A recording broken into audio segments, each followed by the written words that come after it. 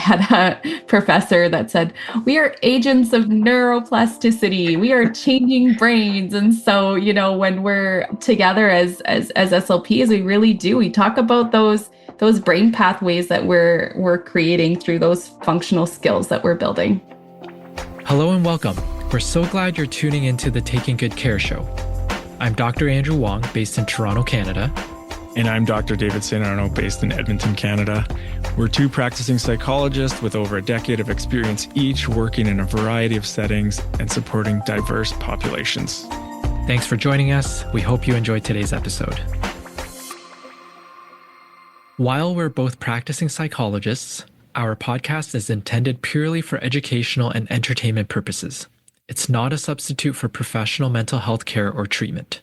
If you're in need of support, we strongly encourage you to reach out to a licensed mental health professional in your area. Good morning. Good morning on this beautiful fall day just before Thanksgiving, or Canadian Thanksgiving, I guess, for our listeners down south and around the world.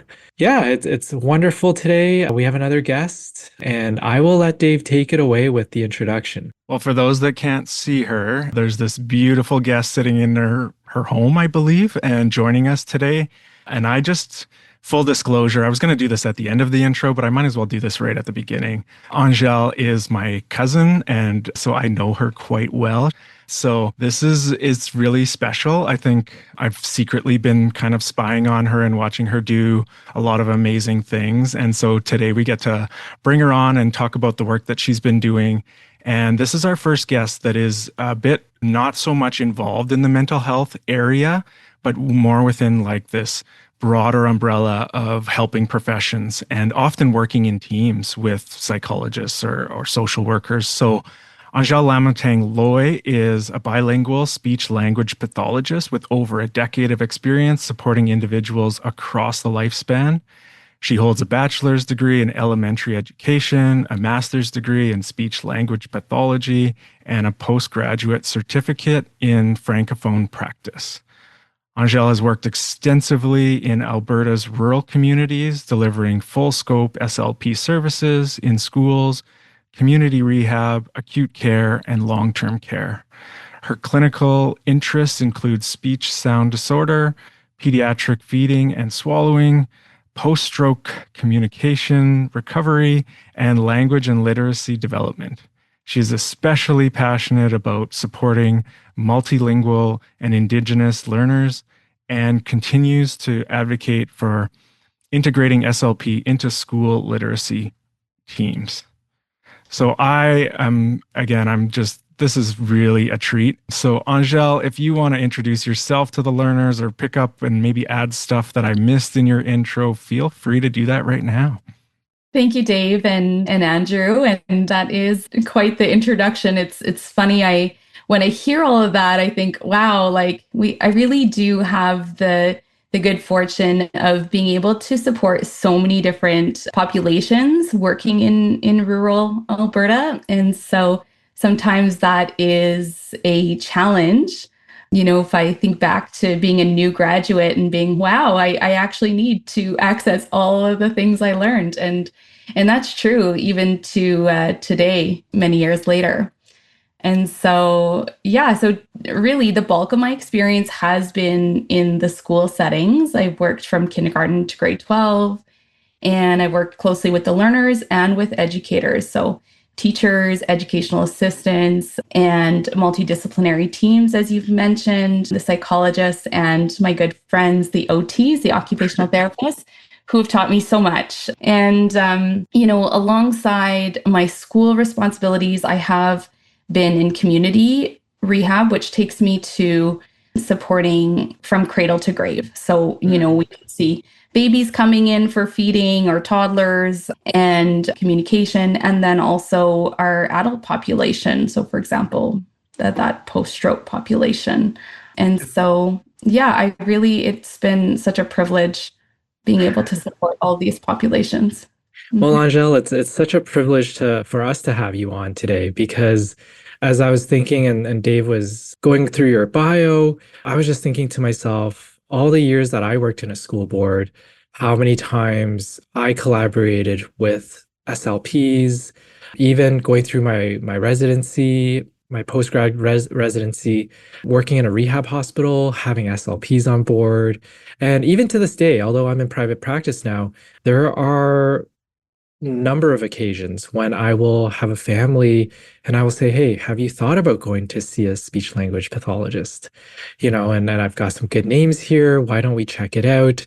So I guess what I'm wondering is for our listeners who don't know what a speech language pathologist is, I know you've spoken a little bit about the work that you do, but how would you perhaps more formally define speech language pathology? What is that about? I think the word pathology in and of itself can Yeah. sometimes be misleading. So I'm wondering if you can perhaps let our listeners know what SLP is. Yeah, that's a great question. And I'm so glad that you know some fellow SLPs because a lot of people don't know all of the things that we do. They might think of their own personal experience with articulation, for example, like a speech sound. And so really can do, when I say I've worked to a full scope, we can really support so much. So communication being kind of very broad, but within that language. And so we look at how people express themselves, can they speak in sentences, the vocabulary they use. We look at understanding. We also support social use of language as well. And so we can look at our speech sounds, of course, and that's kind of one that's more pronounced. People will notice that right away. And so that's what is probably most associated with speech pathology. And I'd like to kind of invite you to think about language across the lifespan, because of course it's something, when our kids are really small and just learning, it's really exciting. And for some and for those that are having language delays, how it can be really, really difficult. And then how we evolve over time. And so we think, okay, we learned how to speak and now we're good. But really, language is something that develops over our lifetime. And when we have people that have a harder time with language, it's something that we can support through a lifetime.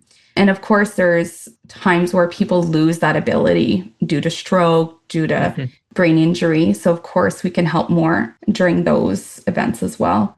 I also mentioned that we do feeding and swallowing. And at one time I would have said, no, I don't do that. I refer. That's something that's been, kind of brought more into what I do practice. And so in more recent years, supporting feeding and swallowing. So you might hear the term like picky eater.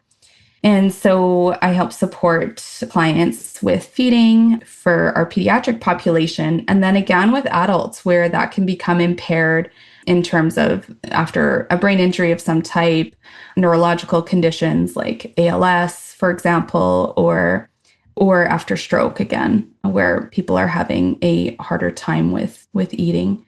And so, yeah, that's kind of a broad spectrum of what we can do. I didn't really get into kind of the executive functioning, that cognitive communication piece, and that does, of course, come up. But yeah, I think it's always good to have a conversation with clients and to see what areas they're, needing support in, and then there's probably something we can find that we can add to help.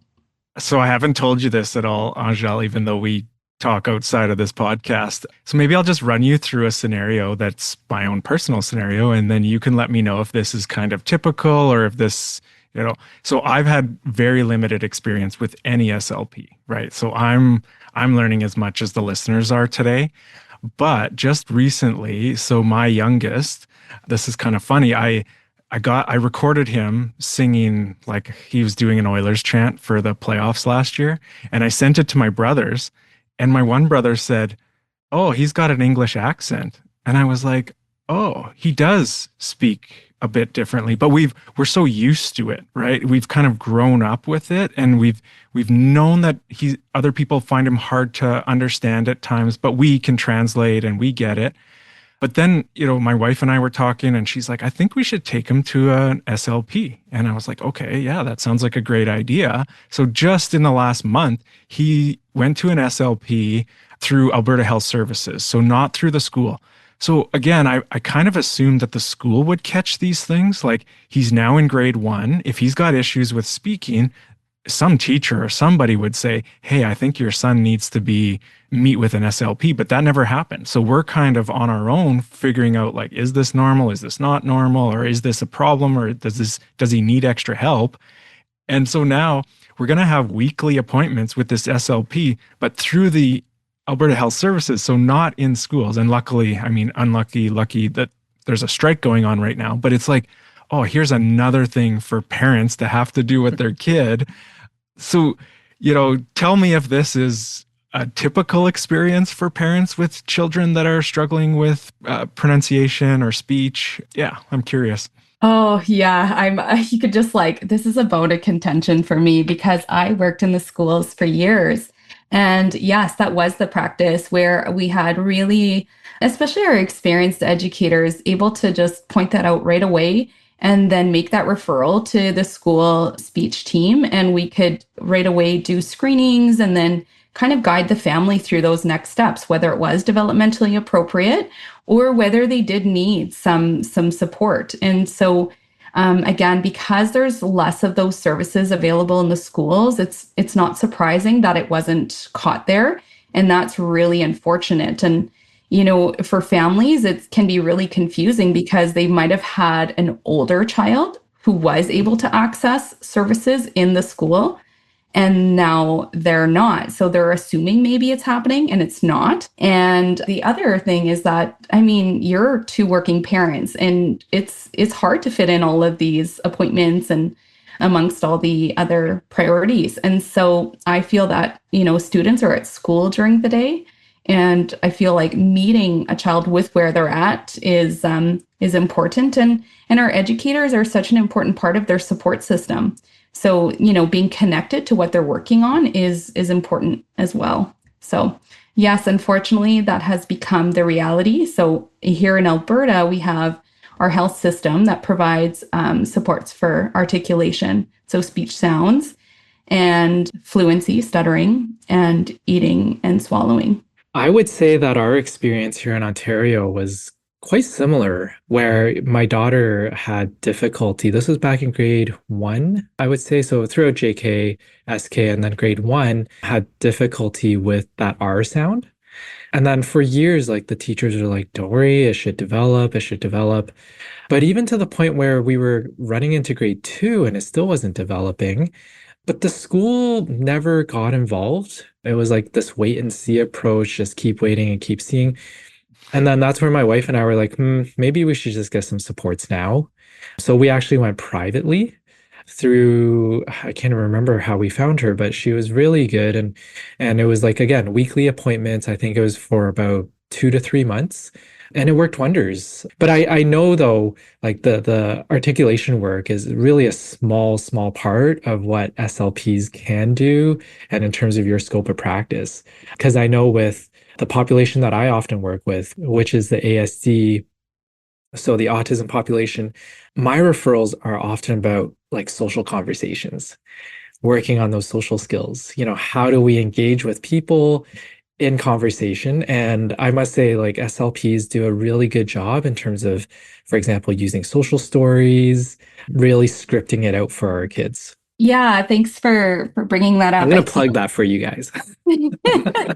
Thanks. Yeah. I had a colleague say, I think we should change the word for visuals because I think we say the word we need some visual supports because we need to support this communication. And often even in social communication, we're looking at making it explicit, right? We're looking at, okay, how can we help coach someone along to kind of learn these skills? And so, yeah, we're drawing speaking bubbles, thought bubbles. We're kind of sometimes drawing out some scenarios to help people really kind of take that outward view and then building that skill. But yeah, kind of going back to the speech sound is that the R sound is that is something that can be missed and that can really affect somebody. And so sometimes I work with kids who are autistic and then they don't really care about that R sound. but then it's giving this perception that they might be more immature when in fact they have like just really advanced knowledge in certain areas. And so sometimes the parents are more worried about the sound than the child themselves. So that's kind of interesting, like just kind of working with, where the child needs support and then sometimes where the family sees they need the support. Is it typical, Angel, for maybe a couple of areas to be targeted? So let's say you have somebody who requires that social skills work, but they also have difficulty with articulation. Is it typical for you to say, you know what, let's work on both? Or do you usually target one over the other and then work on the other one when the first one has made some improvements? The reason why I ask that is because I do get families and parents who will say, you know what, that articulation piece, that's not our priority right now. Like, let's work on the social skills first because we really have to get that improved. Do you ever target two things at once?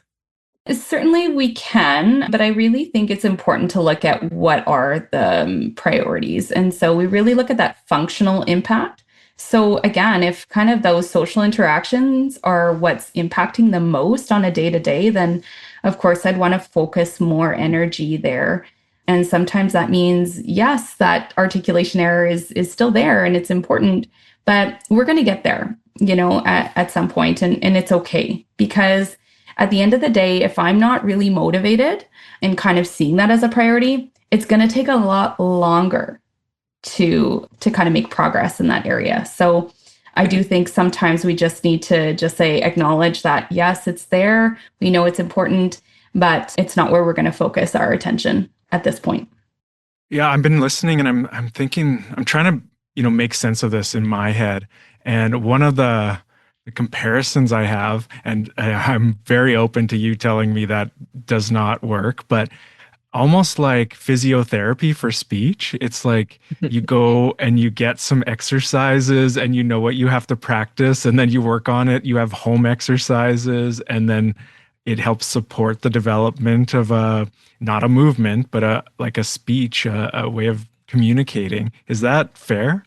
Yes, absolutely. So that's what we do, especially like in articulation therapy, we're getting a lot of repetition. So we are definitely making the most of our sessions where we're getting that practice in and then sending homework.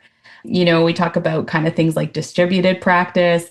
We are all about like games and stickers and really kind of getting that motivation piece. So you'll think that we're playing and really we're like trying to get as many productions as we can because we're changing that pathway for them. And I like to think we're funner than physio exercises, maybe less painful. I'm not sure. Sorry to my physio friends out there. I'm sure that you have some really fun games too. This is helping me kind of better understand the profession, and I'm guessing a lot of listeners too that aren't familiar with SLP. Like this can help you kind of understand what maybe you need or someone else might need at a certain time, and what it might look like if you are going to attend some appointments like that. So. I must say, I think SLPs, and I might be throwing psychology a little bit under the bus here, but when my daughter was going through it, I was like, oh, these games, they are very entertaining. You know, Yeah. we have play therapy, but from a practitioner's point of view, it's like, okay, we're trying to get somewhere with this play therapy, but like my daughter was so engaged in the games that she played with the SLP that she had. Oh yeah, like we love it. We share games. Just the other last week, I met with some colleagues, and we're like, "Oh, what games do you have?" And we just love it. And it's funny when I was thinking about what do I want to do, when I grow up. I met with an SLP and I watched her work, and I was like, "This is a job. Like I want to do that." She was playing with the kids, and she was so good at getting targeting language, but it looks like we're playing and we're building skills. So yes, Yeah. we have a really fun job. Funny story, my younger one, my son, would hear this because this was all virtual therapy. So my son would sort of walk past my daughter's bedroom, and then he would start poking in and peering in and want to get involved too because he was like, "Oh, they're just playing games." Oh yeah. So often siblings will love to join. And sometimes the one that's there, to work on their sound, they're like, no, this is my time. So sometimes it can be good. Like we can, play a game with the family, and sometimes we have to focus on just just the one. But yes, it is a lot of fun. So, Angèle, how much of your work right now, I know you're through Alberta Health Services. Mhm. How much of your work right now, in terms of percentage, just estimating, is with children slash teens versus the older population or the adult population?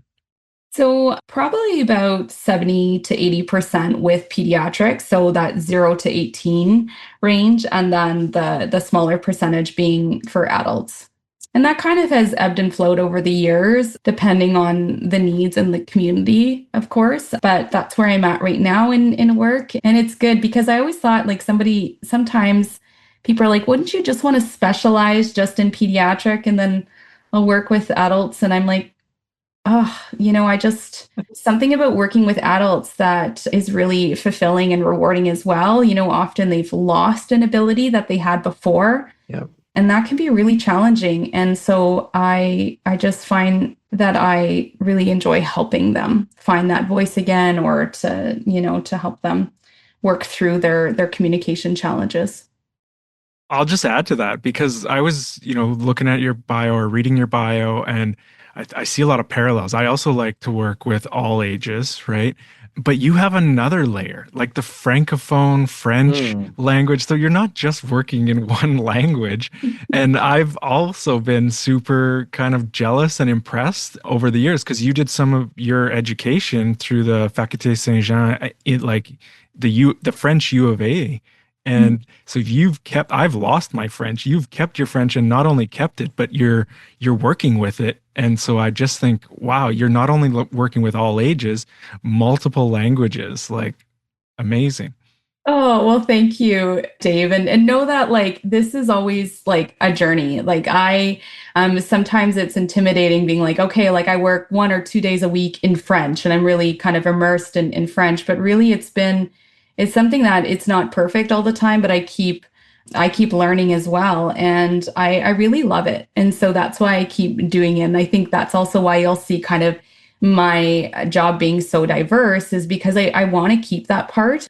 It's important to me to be able to keep speaking French and to work with that population. And so again, I see students, kids in French, but also recently more adults too. And so it's just to me, it's been such a privilege to be able to support people in their language. And recently I've been in Head Start and I'm like, I need to learn Cree. And so trying to learn some Cree words.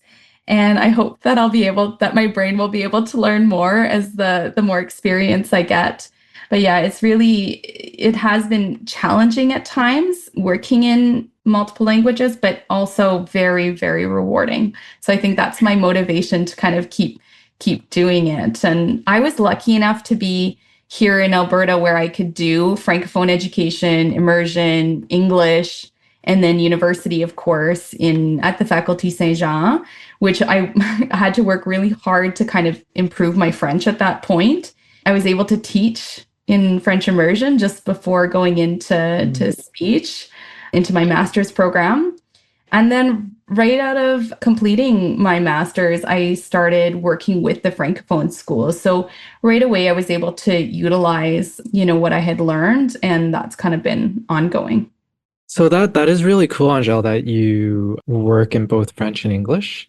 I'm very curious because when you work, let's say, with students who are, let's say, learning French or learning in French and perhaps even in English, do you see typical issues come up where it sort of translates across both languages, whether it's articulation issues? And I'll give an example why I'm asking this because I'm very curious.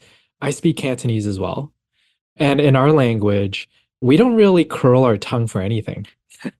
So that whole idea of having to curl your tongue, especially for newcomers and they're learning English, it's really hard because they've never had to make that tongue movement before. And so that's why like the articulation piece, sometimes it's hard for for listeners to know what the person is saying because they're not curling their tongue. Does that ever happen where you're trying to teach something in French and it's like completely contraindicated in English or vice versa? And how do you manage that in two different languages? I definitely get a lot of kids, especially when I'm thinking about speech sounds, where the R is really hard in English. And it changes according to what it's next to. So the vowels that it's next to. And so I'll have some kids that are in French immersion or in Francophone, and they'll actually make the French R because they can make it more easily. So they're like, look, I can do it. Then it sounds off in words. And so sometimes that's just kind of a funny piece, but it allows them to feel successful too. So I'm like, yes, you do have it in French. And isn't it amazing that you can speak two languages? And so there's that piece. There's also, where they're learning that second language. And so in Alberta, French is still, it is a minority language. I do have pockets of the population that I work with that it is very much their first language. But for many, they're learning it as an additional language. And now I say additional because some of them also have other home languages. Mm-hmm. And so that's where I'm really looking to understand what their exposure has been to both language or to their languages. And so it's that they need that input in whatever languages they're learning to be able to have that output. And so you'll see kids that are learning kind of different amounts of how much they mix their languages or maybe their sentence structure or vocabulary. And that's normal. That's normal for a multilingual learner. And what I'm looking for when I'm talking with the child, with the family, with educators is, are we seeing signs of challenges in the language that they're most comfortable in? Are we seeing kind of across the board, challenges? Because when it comes to language and speech sounds, we're not just going to see it in one language. It's going to be across all languages. Mm-hmm. Now, the tricky part is that languages can have different sounds, as we mentioned. And so sometimes I will often look to see what are the characteristics of that language, like what are its sound system. And then I can see, oh, they don't have that sound in their language. Well, no wonder they're not able to make it. And that's normal. That's not a pathology. That's not a delay or disorder. That's really exposure, and they may learn it. So, I mean, there is some speech pathologists that specialize in like accent reduction. And again, I wouldn't call that a pathology, right? That's if somebody wants to change the way they're speaking by changing their articulation. We happen to be the people that can support with that. But I wouldn't say that's a pathology for an adult nor for a child that is learning in multiple languages. So it's kind of looking for resources to learn more about that language, especially, if it's not a language that I'm familiar with. Of course, after working with certain populations, you get to know, kind of those characteristics about their language, whether that be the grammar, the sentence structure, the sounds. Yeah. That actually brings up a question for me. I'm curious, like I know even our line of work, we'll have people come in, our parents bring their kids in, and then we meet with the kids, and then we're kind of assessing, like, does this kid need an intervention? Do they need counseling? Or is it like what Andrew was saying earlier about the wait and see approach? Like, just keep monitoring this, and it possibly with maturation or with development, this will just kind of resolve itself. Yeah, I'm curious, in your experience, how many of the kids that you end up seeing, you're just kind of like, you know what, like you said, this is typical or this is normal, and it isn't a pathology that needs, extra support, or no, like, I'm glad you brought your child in because this is something that we can, if you don't catch it early enough, it can actually be harder to learn later on in life. Yeah, thank you. That's another good question. In terms of that wait and see, I think that a lot of people are well-meaning, especially when it comes to our preschoolers and talking, right? Parents can be really stressed about, when their child is using their first words and how their language is developing. And sometimes very well-meaning family members or friends will say, oh, don't worry. Like, I started talking when I was 5 and it was no big deal. I learned how to speak. Look, I can speak today. And that's true. But really, that early intervention piece is so important because just the amount of connections that are being made, we can really capitalize on that time. So I would not say, let's wait and see. I would say, let's meet, let's talk about strategies to support language. And I would thank them for coming and even, being interested to learn about whether it is normal or not, and really looking for ways to support their child. And so there's that piece. When it comes to speech sounds, we are listening for what is developmentally appropriate and how they're making sounds. If it's kind of like typical errors or atypical, we're looking at kind of overall, like how hard are they to understand and what kind of impact does this have on the child and the family.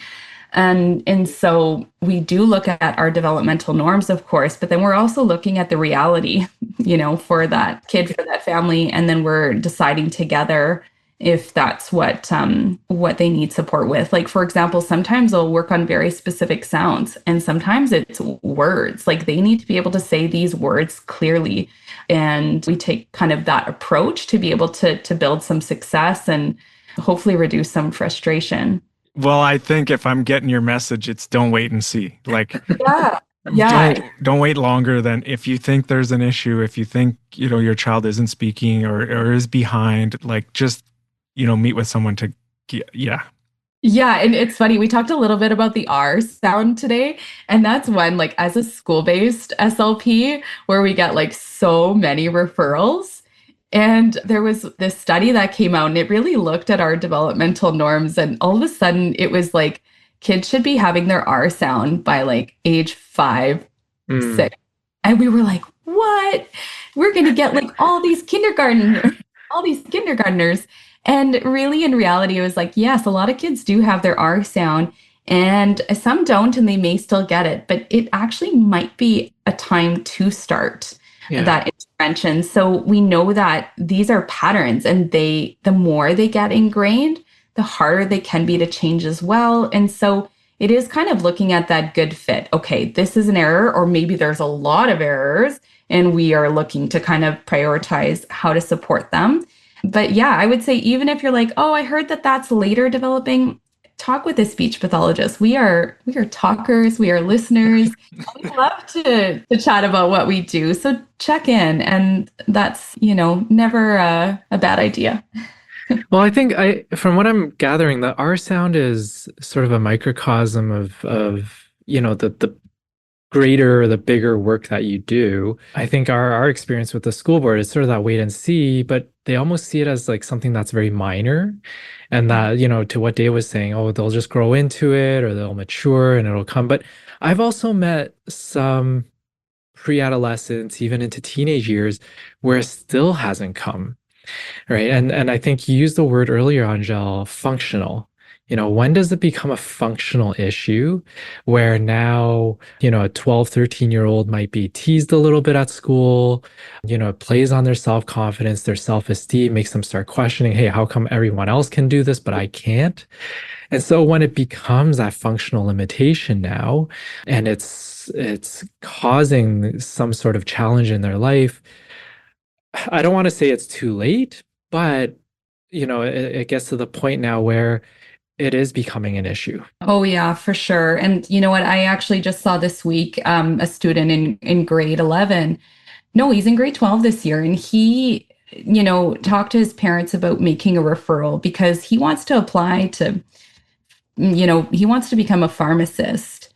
And he's realizing that, the way that I sound is impacting how people are perceiving me. And and that's really that's hard. That's very functional. And so yeah, I would say that it's not too late. You can, our brains are plastic, right? We can change our brains. And so it may take longer, it may take more intensity, but I would argue that, that we can still make some changes.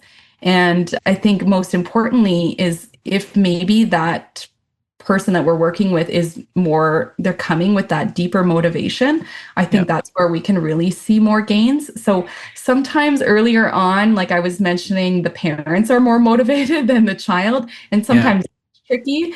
If we can really hook the child and they're into it, then of course we'll see more progress. But when it comes to our older kids, I wouldn't say that hope is lost. I think that we can still support them and we can still make changes. This is where, though, I really do think it sort of gets into the mental health side, because I have worked with a university student who still has some articulation issues, very bright individual, but now it's gotten to the point where it's like, well, because I can't say a certain sound or say a certain word, I'm never going to get a date. Right. I'm never going to go on a date because, girls are never going to find me attractive. Right. So this is where now, because of this one particular issue, it's now also plaguing mental health. Oh, yes, of course. I feel for them because you're right. Like there's just so much more to a person, and Yes. that's what we hear and see. And so it can be very isolating, and people will change how they communicate. They'll avoid words, they'll speak around issues, or they might even retreat and kind of just become more isolated, which is really so sad because, they have so much to share, I'm sure, right? With who they are in the world. And so yeah, I do think it's important. And yeah, please let them know to reach out to a speech therapist. And there's an area of practice, and I have a colleague that specializes more in this than I do, and it's oral facial myofunctional therapy. And that's really kind of tied in with our articulation piece, where there are some kids and adults that really struggle with these kind of residual sounds, like that R sound. Maybe it's a front lisp, like that tongue coming through or air coming through the sides. And we're really looking at it, I'll go back to kind of that physio analogy. We're looking at more of the mouth in terms of what do we need to build in terms of strength and movement to be able to get those sounds. So it's kind of a more specialized area of speech therapy. And so they might be somebody that those clients can go to.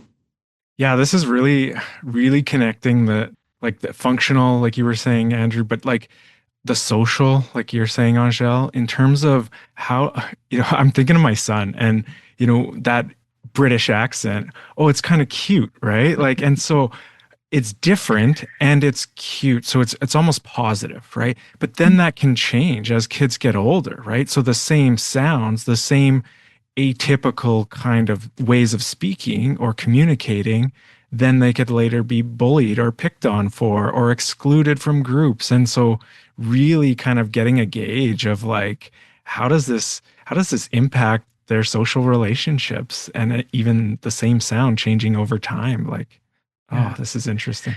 Yeah, and that person's experience with it and how Hmm. definitely. And I'd like to say just kind of, this is with speech sounds, but that's also with language and with literacy. And so Yes. where we'll see that, kind of as we're learning in these areas, maybe we were a late talker, but maybe then we're that shy kid that's not talking so much. And really it's not that we don't have things to say, it's that maybe we need more time, or maybe we need to kind of more ways of formulating our ideas. And so I would say that that also impacts self-perception Mhm. and even, as a learner. So, my heart just feels so deeply for our kids that struggle with language, because they go through, you know, kindergarten to grade 12, and language, it's visible but invisible, right? Like this is something that's happening in their minds. And so if you're struggling with language, well, all day, every day from kindergarten to grade 12, you are immersed in language environments. And so if you don't have the supports you need, that can be so challenging. And then we know our kids with language delays or disorders are more at risk for literacy challenges. So then you kind of top on that reading piece and writing. And then all of a sudden, school becomes this place that Mm. is completely negative. And it's not because of the people, it's because of, just that very real struggle. And I see many students that are maybe not identified and that it comes out as behavior. Yes. Yeah, they're going through, like, that's a long time, right? A full day every, Monday to Friday in school from kindergarten to grade 12. Yeah, that's a hard place to be. With that whole articulation piece, my wife used to ask, is it because they used to watch a lot of Peppa Pig? And so like, is it that with that whole British accent piece? But in all seriousness though, is there the potential for that? Like, is it early exposure? Or, and I know this is going to be like the $1 million question. Is there like a genetic component to this? Is it exposure to environments and what they hear? I don't know if you can answer that, but I don't know if you have any thoughts about that. So many of it, like speech sound errors, are developmental. So like Okay. kids will go through kind of that way of pronouncing a sound. It's kind of like starting, as we develop our fine motor skills, they become more refined. Well, same with kind of our speech system as well. And so there are kind of those typical errors, but then development, of course, is a range. So we'll see where some kids will have it earlier in development and some later. And that's still kind of considered within that normal time frame. When it comes to being exposed to, so was it, from a sibling or from a TV show? No. If it were that easy, then we could fix it that easy as well. And so no. So and often that comes up in stuttering. Like, oh, did they learn the stuttering from their sibling or from their Okay. parent? And no, it's not. It can have a genetic component, but it's not learning how to speak from that person, or you wouldn't learn how to say an R necessarily because of how that one person says it. And so you might be more kind of likely if you if you have a family member that did have speech and language delays. And so it doesn't mean that you learned it from them, but you are genetically predisposed to. And so I do see it where I've worked with multiple family members. You bringing up stuttering, it reminded me of I volunteered years ago at I forget the term or the name of the organization, but it was specifically for people that struggled with stuttering. And I was just there for one day, but we were providing the mental health kind of aspect of it and the interconnection between anxiety and stuttering. And when you'll see more stuttering or less stuttering or like strategies to start speaking slowly at the beginning to start the kind of process of getting words out of your mouth. Like it was really neat kind of working in that interdisciplinary area. And I wonder how much you see kind of, anxiety or mental health concerns and the impact on speech and articulation or communication. Yeah, I definitely see that in speech, specifically with sounds, especially as our kids get older and they're more aware of it themselves. For sure. I see it, as I mentioned, in stuttering. And that's where you're right. Like I remember learning like demands and capacity models and kind of really looking at an environment and what we can modify, but also just that acceptance. We do a type of therapy where it's like, we're going to stutter. I'm going to stutter. You're going to stutter. And we're kind of building that feeling okay about it. And kind of, so there's a part of therapy that's really looking at strategies, how we can reduce how much we're stuttering, and really that acceptance of this is who I am, this is how I speak, and kind of growing in that confidence. And so, yes, it definitely comes up in fluency and stuttering. And again, I'm going to kind of bring in that literacy piece as well, where it can definitely affect their mental health. I've seen junior high students not want to go to school. Like they are not going to school because their anxiety is so high, because they're not reading. And every day they are, faced with these challenges, and just maybe it's, maybe in that classroom they're doing popcorn reading. That's when it's like, every student takes their turn and they know it's going to be theirs, and they're not fluent. And so they just see themselves as unsuccessful and maybe, just dumb or stupid. And it's really not that. You see really intelligent students that struggle with reading and writing. And so I would say kind of across the spectrum, communication, speech, sounds, literacy, it does impact mental health. I just want to take a bit of time to perhaps move in a tiny bit of a different direction.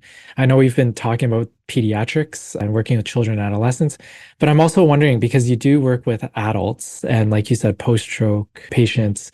I'm just wondering, is there sort of transferable skills, strategies, techniques that you often take from your pediatric practice into that adult population, just knowing that, okay, they're no longer in school.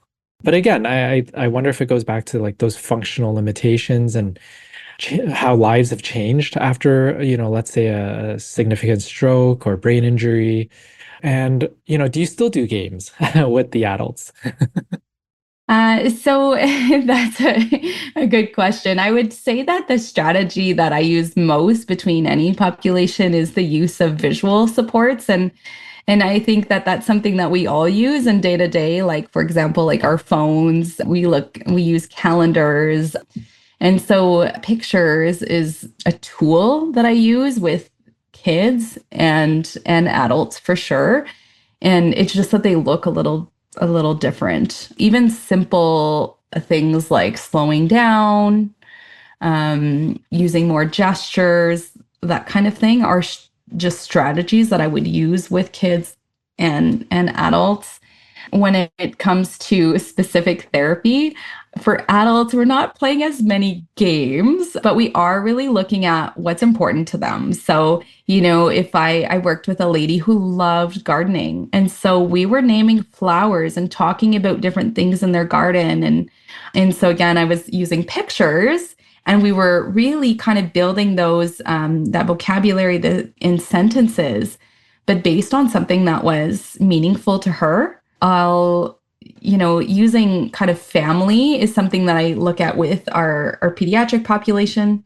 What are siblings' names, pet names that we're going to try and integrate. But again, with adults, I'm looking at that as well. Like, you want to be able to say your loved ones' names. And so that's where I'm bringing in those strategies when we're working in therapy. And it's not so much game like, but it could be like, I have done more of like a card game kind of style to get the amount of repetition that we need. So it may not be pop-up pirate. Sorry, that's like a SLP insider joke, but like, games like that where it's kind of that game pieces, but it could be something that is more age appropriate for an adult, like, let's playing a card game like crib or something like that, if that's an area of interest for that adult. How closely do you work with like neurology to, like, let's say there is a brain injury or a stroke that affects a certain part of the brain? Like that's where I could see this being quite different than pediatrics. Like there's an assumption that there isn't a specific kind of brain injury that, yeah, I'm curious about that within the hospital system. What does that look like for you? I wish I could say we work more closely, but the reality of rural healthcare is that we don't necessarily have access to that at our fingertips. But what I would say is I definitely reach out, and that they are seeing specialist neurologists. And then now with tools like Connect Care, I can read notes more easily. I can share my observations, and so I would say that that's been really great for client care. So it could lead to maybe more like faster diagnosis. There are some conditions that they start presenting themselves as trouble swallowing, as trouble starting having word finding challenges. And so there have been where I've met with an adult and I'm like, okay, you didn't have a stroke. It you didn't have a brain injury, but there could be more going on here. And so we're going to look to make some referrals. So that's where we'll connect with their primary care physician and Mm. we'll write them a letter, we'll share our observations and then ask them to make those referrals. And often they're happy to have that perspective and they'll make the referrals. That's been my experience anyways. The challenge is more, does my client have a primary care physician for us to be able to do that connection? Because unfortunately, I can't refer directly to a neurologist. And so that's where it really is that multidisciplinary. We're connecting with their primary care physician and then they're getting them to the specialist. And in the meantime, I might be seeing them for therapy, kind of seeing how they're progressing. Mm-hmm. Mm-hmm. You had mentioned earlier the neuroplastic brain, and we will have a future episode. We have a guest lined up who's a neuropsychologist who works in TBI or traumatic brain injury and talk about neuroplasticity. But I'm just wondering, as a general theme in your work with adults and children, especially teaching them such practical skills or regaining skills for adults, do you find that there's a general trend in terms of a child's learning trajectory versus an adult's learning trajectory? Like, is it faster for kids to pick up just in general skills that you're teaching them versus an adult who has to relearn because they may have lost something due to injury or due to a stroke? Yeah, it's so individual. I mean, we do see more neuroplasticity through like earlier on in life. We talked about the importance of early intervention, and that's because there's just so many connections being made, from that 0 to 5 age. And then as you go on through the preschool years and adolescence, we know there's still lots of brain development happening. And so, yes, we can definitely make change. And for adults, that process is slower, but it's still there. And so there's a lot of factors that come into play. Specifically, I was asked recently with stroke, will they regain all of their abilities? And that's a really hard one to predict because we have some, depending on their health prior to having the stroke, they will make more recovery, and some that maybe they were dealing with other health conditions prior to the stroke, and they might not, for example, be able to walk after and move around and kind of interact with the world in the same ways. And so that might be more limiting. So there's definitely always that neuroplasticity throughout the lifetime. And we see that in adults as well. It's, again, not too late, but it really does have more individual factors that come in when we're looking at like how much change can be made. There's a book that a neurologist wrote. She had a stroke, and it was like a stroke of insight. And she talks about losing the ability to speak, and then her journey through rehab and learning how to move again and to speak again, and how she was able to regain a lot of most of her functions through very intensive therapy. And she speaks about it from the perspective of a neurologist. So I do find it interesting. But we, as therapists, we really believe in our brain's neuroplasticity. I had a professor that said, we are agents of neuroplasticity. We are changing brains. And so, when we're together as SLPs, we really do. We talk about those brain pathways that we're creating through those functional skills that we're building. I think that's the overlap with a lot of our work, right? Like we can't measure those changes directly, right? So we're doing things, we're asking people maybe to do something different, and those what we call interventions, right? And that can lead to change. I've heard like people talk about our work as like we're change agents, right? Like same kind of idea, right? That we're going to help someone. So Andrew took it in a different direction. I want to take it in a different direction for maybe a minute or two in terms of, I know we were talking off air, like sometimes you're meeting with kids or you're meeting with people and they're presenting with certain language challenges, but you're also cueing into other, like there's overlap with other disorders or other challenges that kids have. So I'm curious about that for you, where you might be the first person or the first professional kind of involved, and then you're like, ooh, I think we need to involve some other folks with this. Yeah, so I work on a pediatric team where I have a social worker and an occupational therapist, and we'll see our preschool population together. And we do that through, again, a referral process, and it depends kind of what comes up as challenges. And so that's where we might meet as a whole team with the family, with the child.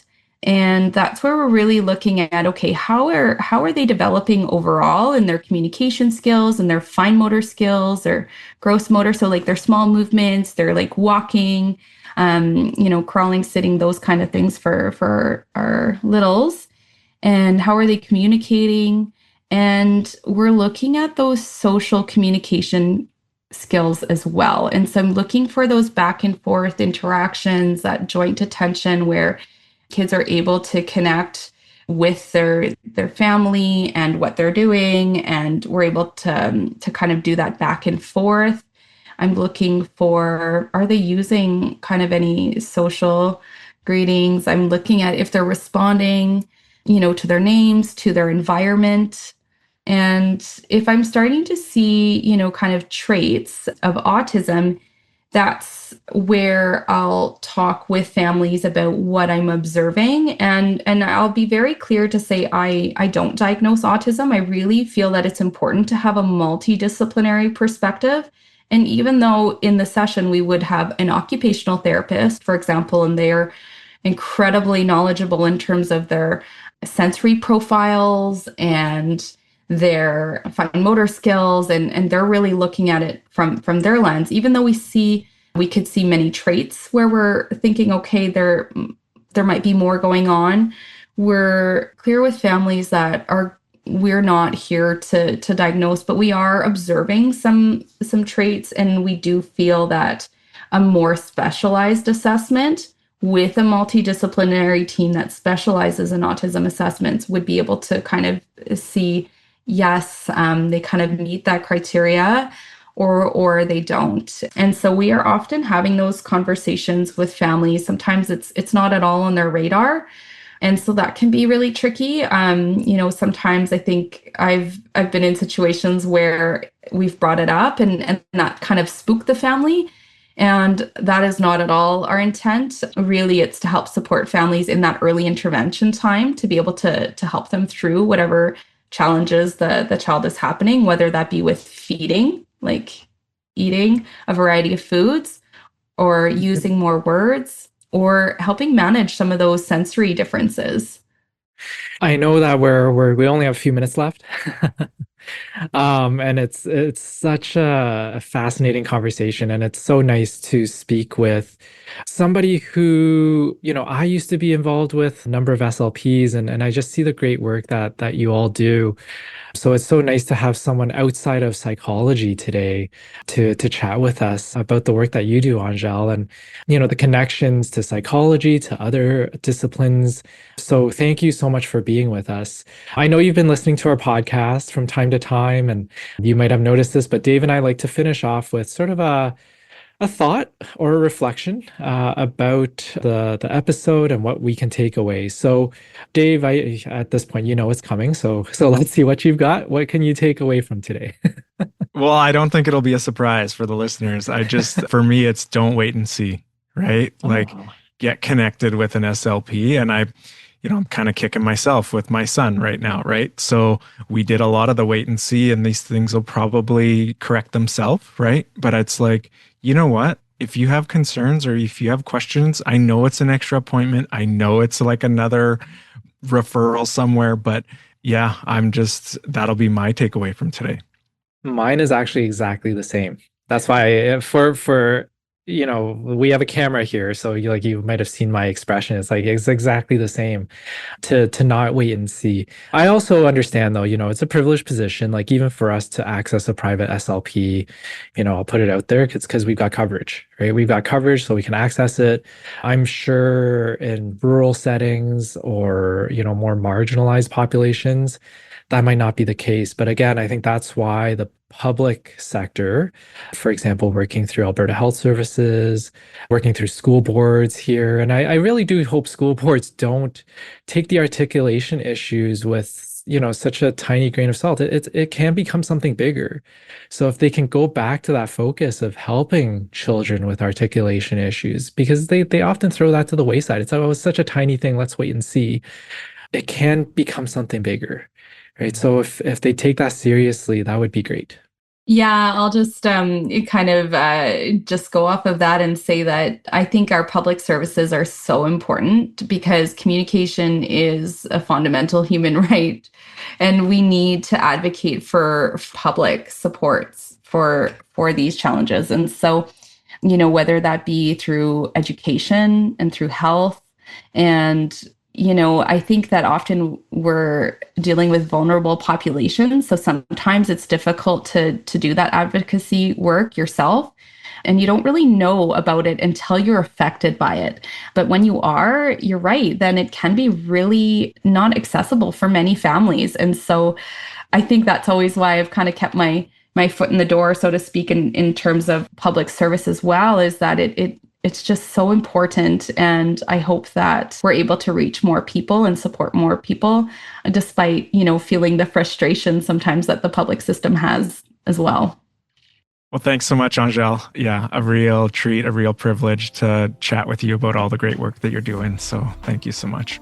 Well, thank you for having me, both of you. Thank you so much, Angèle. And for those who are continuing to enjoy the podcast, please follow, like it, comment. Again, just keeps us motivated as well to keep producing the podcast. So, Angèle, thank you again, and everyone take care.